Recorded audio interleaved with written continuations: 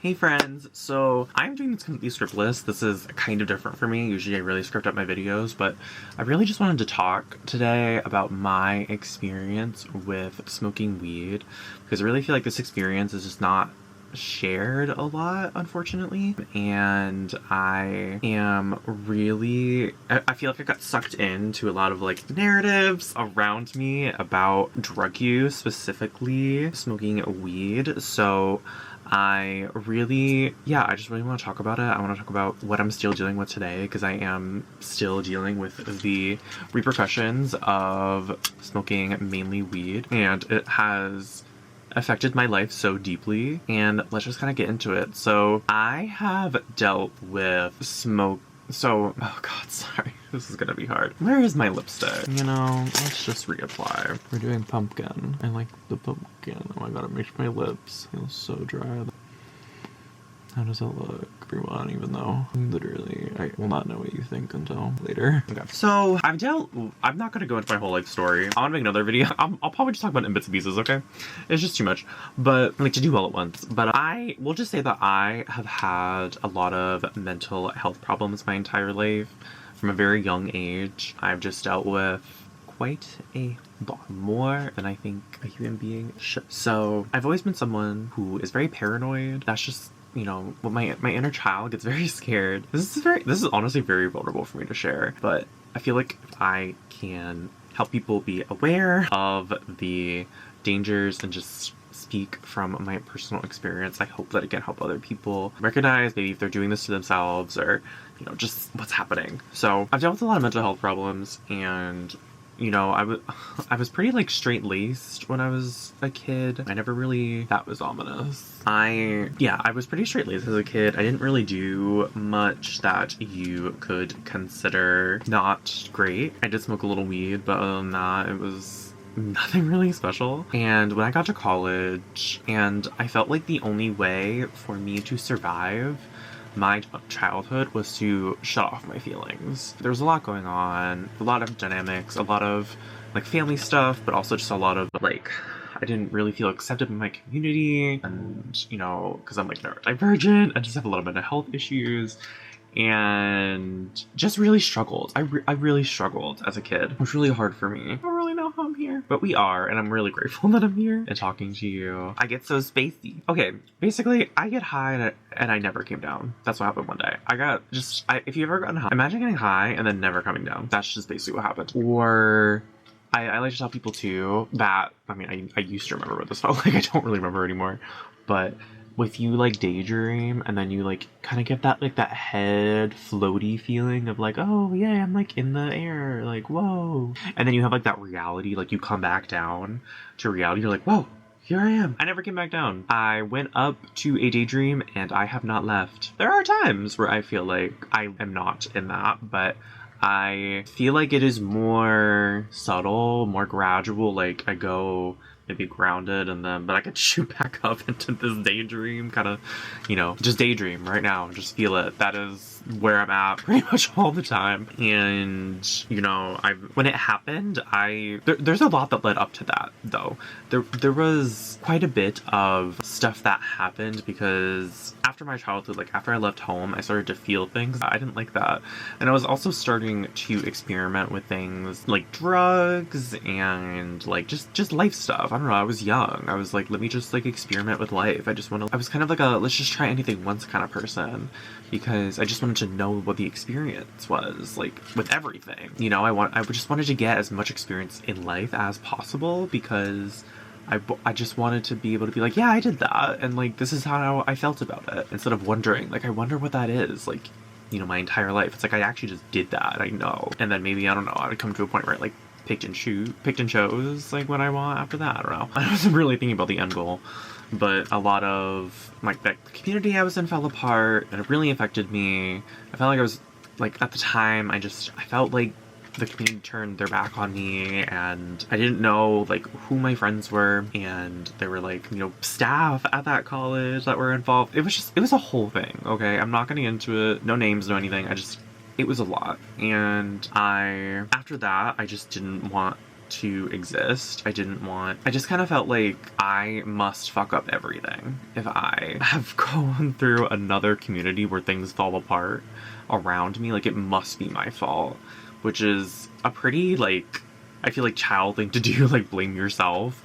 And I just went straight into like drugs, and I basically just spent a whole year high. Like, I literally would wake up, we're smoking. I would wake up, I would go to class, we're smoking after class, like, or before and after. It was happening all the time. And there was one night where I greened out, as they say. I, like, just smoked too much, and I had a panic attack. And what I didn't realize was that every single time I smoked weed after that, I had a panic attack. The thing is, I was so dissociated from my body and experience because that's how I, like, learned to survive. Like, I lived in a cold area during this time in my life, and I would just go out in, like, a mini skirt, okay? And, like, tights that, like, are not warm tights. Like, and I just didn't feel cold. Like, that's just kind of how dissociated I was from my own experience. I just didn't feel cold. So you can imagine, like, emotion-wise, I didn't feel very much. And, like, sensation-wise, I didn't always, like, really feel what was going on in my body. So, yeah. And I was high. So, like, I was trying to get out of my body. You know what I mean? Like, being high did feel different after that, but I guess it didn't connect with me for a very long time, that, like, a whole year after this experience, that I was having a panic attack every single time I did this. And I was having, like, a lot of scary experiences. Like, I remember going to concerts and, like, eating edibles and, like, just not, like, weed's a hallucinogenic, so, like, I started hallucinating and seeing lots of things, like, when this stuff was happening. I remember I went to a concert and I thought that me and, like, the concert person were, like, connected. I know this is, like, regular stuff, but, like, I want you to see, like, from my perspective, like, this was terrifying. Like, I felt like my biggest fear was losing my sense of reality, and then it kind of happened. Like, I was kind of putting myself in that situation over and over where that was happening. Like, I was seeing things, like, it was like, doop, doop. Like, if you're walking, I'm seeing, like, this. I'm not seeing, like, you walk like this, like a continuous thing. I'm seeing you walk, like, it's almost like when you're playing a video game, it's like frames per second. I'm seeing, like, frames of people. And, like, I didn't know that, like, weed could do this to you. I didn't know that you could have such intense experiences with it. So, remember also, like, I'm pretty sure I was hallucinating. Who knows? I thought someone was, like, trying to call me over, like, at the station I was at to get home. And, like, I literally thought they were like, come over here, yeah, sit in my seat. And I was trying to kidnap me. Who knows that was happening? I will never know. But probably not.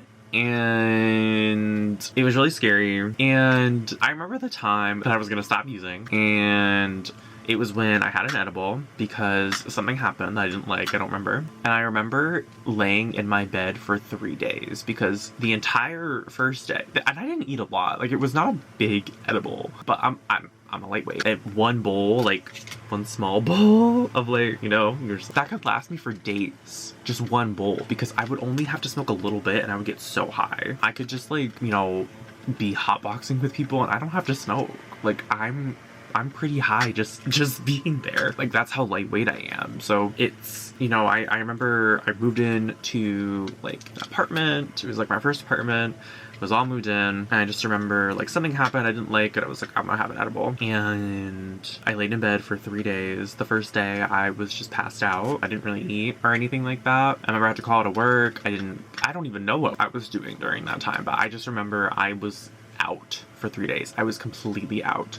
I couldn't really, like, think or speak. Like, of course I was, like, kind of regaining consciousness and stuff like that, because I just remember, like, I would get really tired and, like, I would sleep and then, like, munchies, whatever, and then, like, I would, you know, slowly come back. But after 3 days I didn't come back and I didn't know what to do. I was very scared. I just didn't know what to do. I thought that my life, I just didn't see how I could come back from it, because this wasn't, like, something that the medical community per se, medical community, doctors, researchers per se, were really researching. It is what I now know to be depersonalization, derealization, like both of them combined, because I did not feel like myself ever.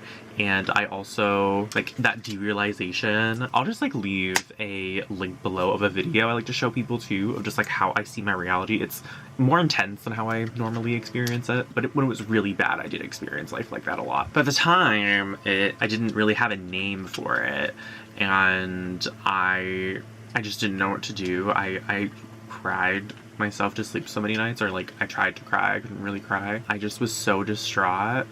I remember starting a new job at that time too, and I was just like waking up at 5 a.m. to like go to this job that I kind of hated, and just like literally hating life so much because I just didn't feel like any of it was real. Like, I just felt like all of it was a dream. I didn't feel like I could feel happiness. I didn't feel like I could feel joy. It was just kind of this, like, if you've ever experienced depression where it's like you're just like feel like you're a zombie but you're still walking through life. It felt like that, but like with this sense of I'm also not real. So it just didn't feel like anything was real. Like, it just felt like people would touch me, and I remember I wouldn't even feel it. Like, I was just like, I don't even know, like, sorry. It was really difficult to go through, and what I had to do during that time, the only thing that kept me going was the thought of, one, finding true love, because apparently that was something that I really needed. No, it really got me through. Like, just, it wasn't like actual love though, it was more like limerence, but we could talk about limerence another day. This is more like, I just had to think about it to get through, like, that I was going to have a really happy and fulfilling relationship one day, because that's really always what I dreamed of. Like, ever since I was a kid, I don't know, there was just something that I knew. I was just like, I'm gonna have someone who's really gonna love me, and I'm really gonna love them. And that hadn't really happened for me yet, and now I have a good relationship. But, you know, at that time, I just really didn't. Oh, my cat's here. Say hi. What? You're so weird, set dog. Huh? You can see her tail. Say hi. We love little Nana. She's very tiny, but she is very mighty. Yes, you. It's like she knows. She's, oh, no, she's showing her face. Oh, you are such a cutie pie. I know, she's like, get everything out so I can cuddle with you. Where was I in the saga? The only thing that I felt like I could do was find out what was going on my own, because I talked to my doctor. I talked to every professional you could think of.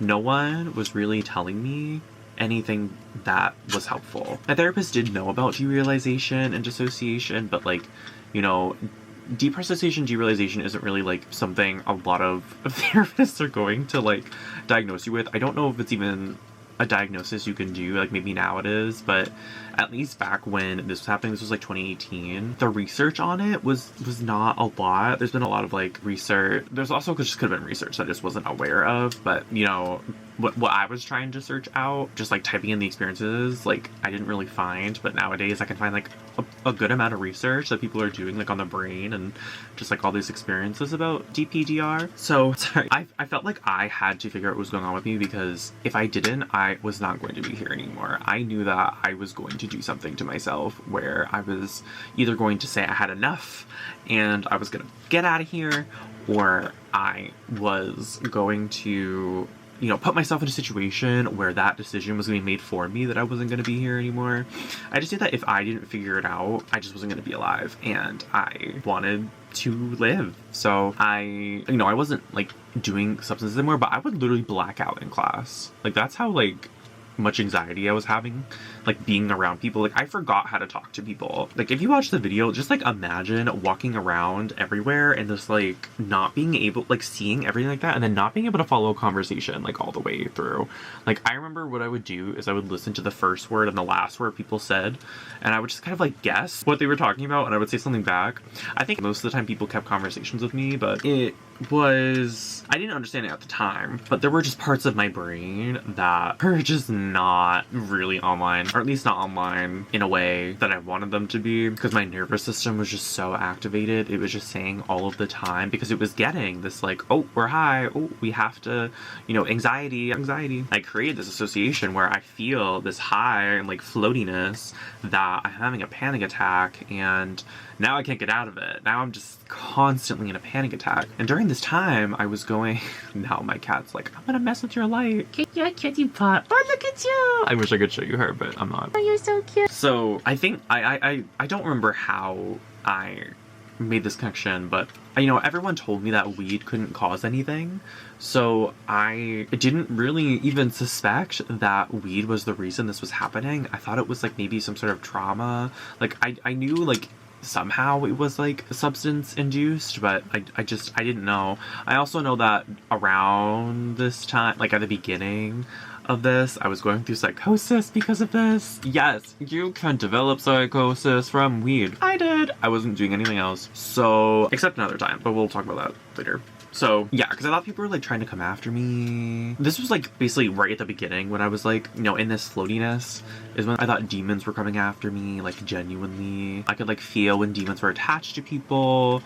Allegedly. I don't really know how I got through that other than at my job, I didn't have to speak very much at my job, so I could just kind of like do my job and just like be there, and I didn't have to work very much. Like it was kind of like part-time, and at that time in our world I could do work like not a lot of hours and completely support myself. And eventually, I kind of realized that medical research was not going to be the way out of this. So I started to read a lot of self-help and like spirituality and a lot of personal stories that people had about healing.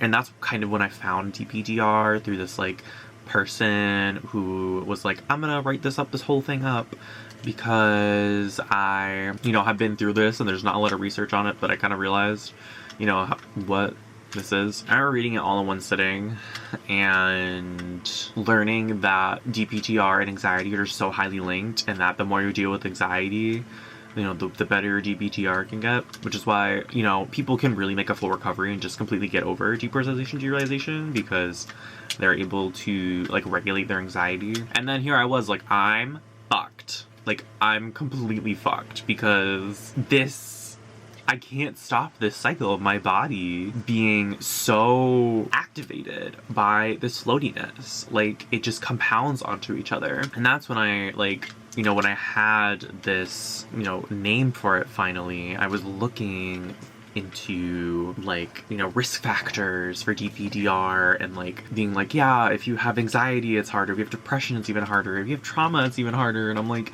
here I am. Like, oh, wow, I'm probably in, like, the one... maybe not even the 1 percentile, like 0 point whatever of people who have all of these things and also then develop DPDR. So I'm like, fuck, I don't know what to do. Thankfully, the therapist that I was seeing was very into polyvagal theory, so he taught me a lot about polyvagal and the nervous system. And what I realized is during that time, you know, I was like 20, my nervous system was going like up and then crashing, and then up and then crashing, and then up and then crashing. And around the time that I was kind of getting my DPDR a little more under control, where I felt like my anxiety just wasn't as high. There's a lot of things that happened in between, okay? I like tried to end my life. I like, you know, had a couple hospital trips. It was a time, okay? A lot of intense relationships. It was a time, but we got through it. But at the time where like things were settling down and I was like, okay, I'm like medicated, I'm figuring this out, I started to get fatigue. And over the weeks and months, I noticed that if I pushed myself too hard, I would pass out. And, you know, I didn't really think much of it. I was like, well, I guess I'm just tired right now. Like, I don't really know. But I remember my therapist telling me, like, May, you have been tired over the past couple months. Like, every week you come in here, like, you're tired. And I'm like, yeah, you're right. And I noticed over time, it was so gradual. It was like, it wasn't, you know, I went out to eat with my parents, and I say had to because I remember thinking, oh my gosh, I'm gonna be so tired after I move. Like, I'm probably going to pass out. And going to that dinner was so hard, like I knew, but like I knew I needed to move, get everything out, move, you know? And then I'd move again like 2 months later because stupid stuff was going on. But when I didn't really realize that something was wrong because I just kept pushing, I just kept going, I didn't really realize something was wrong until I was passing out every single day. And I was choosing between taking a shower and eating food. And I really mean that genuinely. Like, here I am, 23 years old, and like, I feel like I can barely move. Like, I feel like I can't put my energy anywhere without it exhausting me. And I was like, oh, I think I need to start talking to people about this. I think I need to start getting help for them. Again, I'm like, what people? Like, what do I pay you for? So, no, they're all great providers. I have a great team, but I say team, like we're like all in the back or something, but I like all my providers. I think they really help me. And also, no, they don't know everything. I had to seek out information from like different communities, educational communities, coaches. Like I kind of did the same thing with my chronic fatigue that I did with DBDR, where I searched out, you know, all this information about chronic fatigue. And what I realized is that the common through line that I kept seeing through all of these stories that I was hearing people talk about was they were talking about how their nervous systems are very activated and about how much, you know, their heart rate can be increased for so much, like so long over just laying down. And that's what I kept noticing. I was like, why is my heartbeat, why is my heart racing when I'm laying down? Like that just kept happening over and over. I was like, this is a lot.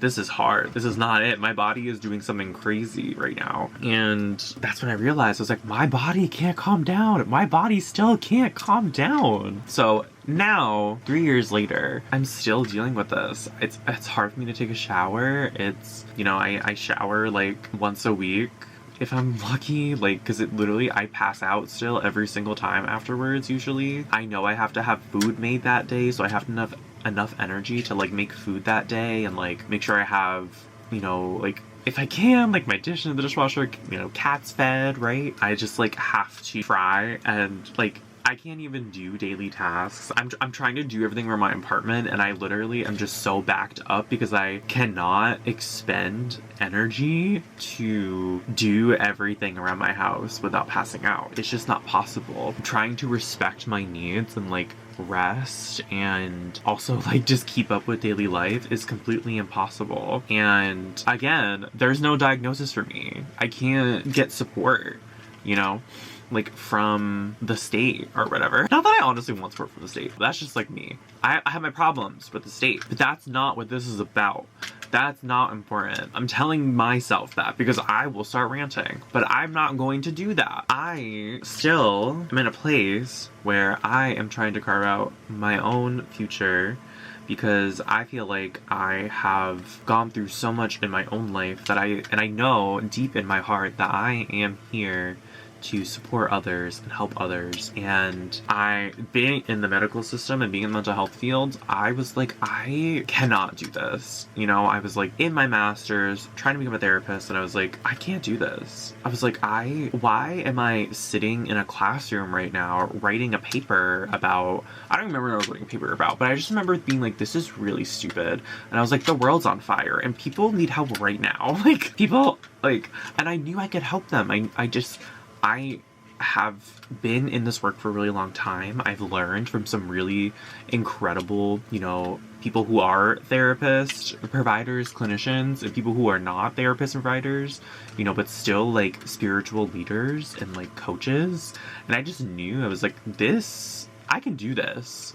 This is something, and I'm not restrained by insurance and state and all these laws that like, I was like, I need to know now. Like, so I would just buy the book. I would be like, what book did they say it was from? What author? Oh, let me look at the author. I would just buy the book. So I learned a lot about like what, you know, techniques there are. You know, that's not really like a thing that a lot of people get to do because therapy a lot of times is like, you know, like behind the closed doors, but like I was working in community mental health, so I would notice, like, whenever I could, I would be like, okay, what is this person's approach, and like, how are they doing this, and what's their intention, and like, what knowledge are they bringing in, right? Like, and I tried to take note of it, and I was like, okay, I'm gonna like put that in my brain. You know, every time, every coach, every provider I could see, I would like take it in my brain and be like, okay, let me like put this into long-term memory. And I've had people tell me, they're like, you're better than my therapist. Okay, how does this relate? Let me get into this because I'm gonna keep ranting. I felt like I have such limited energy. The world's burning. Why am I justifying getting a degree right now when I know I can help people? And help people, here's the thing. The system drains you intentionally. I don't think people talk about this enough. Our systems are falling apart because they're draining, because they suck the life out of us. right? You have to deal with insurance companies, and then you have to play this game. You basically just have to lie. You have to lie. You have to use the correct language.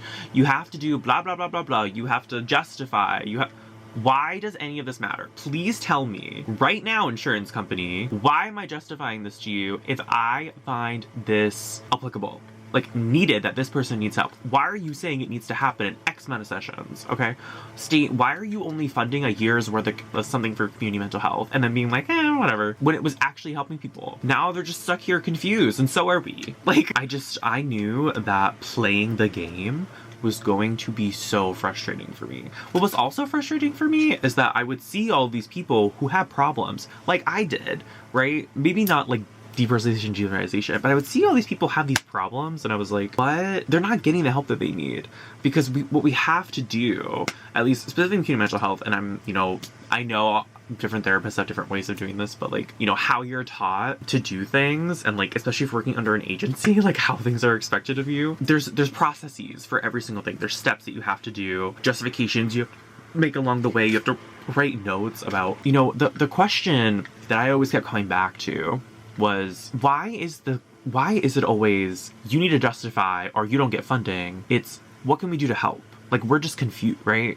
Like, we want you to help this person because we see that they're a valuable member of society, and here's this, just like, please let us know, like, keep us in the loop. It's, no, you don't get this. This isn't for you unless you're able to do the things that we want you to do. It's power over, right? And what I saw was that this power over system, these providers, like, say you only can see someone once a week. You have to use X, Y, and Z modality. Or you're only trained in X, Y, Z modality, right? It was like, I saw people not getting the help that they need because of all these different factors. And I was like, why are we even doing it like this, everyone?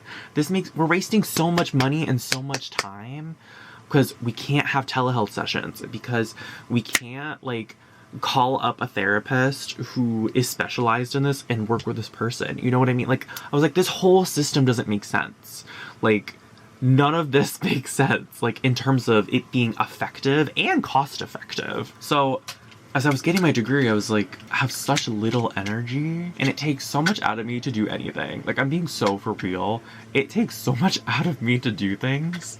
Why am I wasting my time doing this? So that's why I'm here. That's why I'm trying to create things that will actually help people, because I feel so passionate about actually putting things out that will help people and that will change their lives and that will help them create change. Not in this like medical power over kind of way, but as like, we're all human beings. We're all trying to figure it out. Here's what the research says. And I really try to put it in like plain language, because I'm not trying to prove anything. Like, I just want people to understand. And that, I think, like, going from, like, I guess, like, the most common denominator and then, like, explaining more to specific people, like, when they need, I feel like is better. Or, like, that those people seeking out that information on their own if they want. But, yeah, I still deal with it to this day. I guess I am trying to do something good with it, where, I feel like even before that, I had to do a lot of internal work. Again, that's another video. But, like, I have just had to do a lot of work on myself and have a lot of experience helping others. And I'm trying to do some good work, I guess, with this coaching thing. But yeah, it sucks. DPTR, not coaching. So if anyone tells you that nothing can happen to you when you smoke weed, it's a liar. Because most people, I'm sure, they would be fine and they'd be able to recognize, oh yeah, I do not feel good after I do that. But if you're someone who's dealt with a lot of trauma, who dissociates, has a lot of anxiety, just has family history of like a lot of mental health stuff perhaps, or your brain is just like maybe just more activated, like I just was trying to get out of my experiences, like I feel like so many other people were, but then I noticed that the way I was getting out of it and was happening to me when I was smoking weed was not like everyone else. When they would tell me that they would smoke weed every day. So yeah, I guess there's my story. I feel like it's, again, this is so unscripted. I really just ranted. I've never done this before, but I just really wanted to say my experience and like really just get it out there, like what DPDR is. I feel like stories like this is also how I really healed. So I guess in a way, this is also me trying to give back. Like, yeah. So if you want to check out my stuff, subscribe. I'm just going to be talking about all this stuff and ways to help yourself. Like the video, turn on the little bell, and yeah, I hope that you have a great rest of your day and that you can find what helps you in your healing journey, whatever that is.